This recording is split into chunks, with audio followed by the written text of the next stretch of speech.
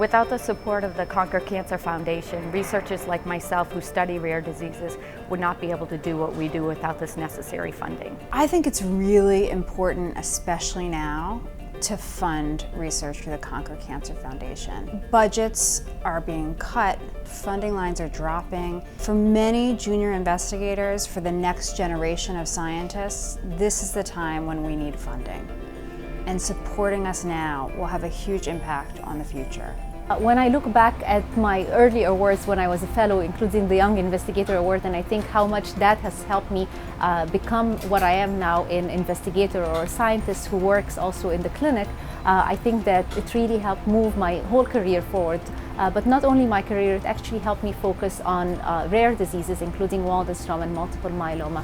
So one of the things we really appreciate about the Conquer Cancer Foundation and the Young Investigator Award is really having the foresight to see how studying something somewhat unusual like a zebrafish could actually lead to something clinically meaningful for patients with cancer. And I think lots of funding agencies have trouble making that leap. And I think it's a testament to the importance of the foundation that they clearly see the value of doing studies like this.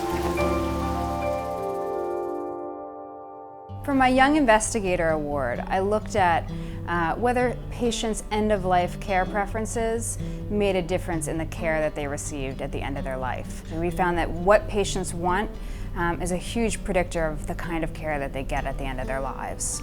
The other work that we've done is really looking at end-of-life conversations. For a long time, oncologists felt and were worried that having end-of-life conversations with patients would actually hurt them and maybe even shorten their survival.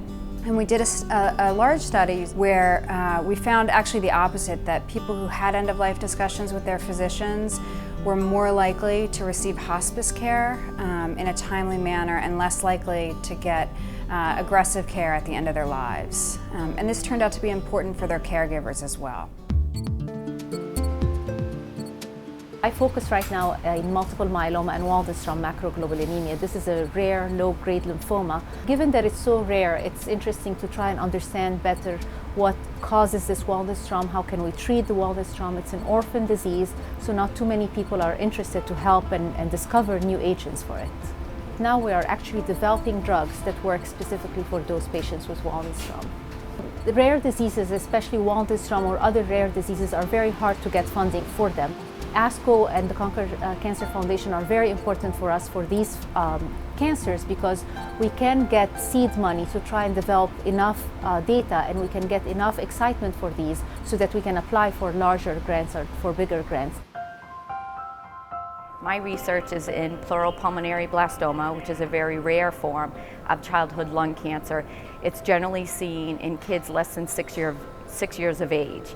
We've come to find out that this is more of a syndrome, with almost 40% of the patients with pleural pulmonary blastoma and their family members have other associated diseases. We want to be able to tell these families what the incidence rates of these other associated diseases that are both cancerous and non-cancerous. And early detection is going to lead to improvement in overall survival. In 2007, I was awarded the Conquer Cancer Foundation Young Investigator Award, and this award was really designed to help me set up this idea of looking for new pathways, new genes, and new drugs to try and treat the very basic changes in melanoma biology. And it was really a pretty unique grant. One of the reasons I think we were really appreciative of the Young Investigator Award is that it let us do studies on a pretty unusual way to approach cancer, which is using a small model organism called the zebrafish, which is shown here. And obviously there's not a lot of people who study cancer this way. And so I think getting this award allowed us to set a foundation for, could we use the zebrafish for studying something like melanoma? And I think it has proven to be extremely successful, and we've now had very good publications that emerged out of the Young Investigator Award, and has really laid the foundation for me setting up my own lab using zebrafish as a tool in studying cancer. So I'm not only in the laboratory, I still see patients, and it reminds me on a very regular basis actually that this is not an abstract thing we're doing that's about some fish in a tank. This really has impact on actual people's lives.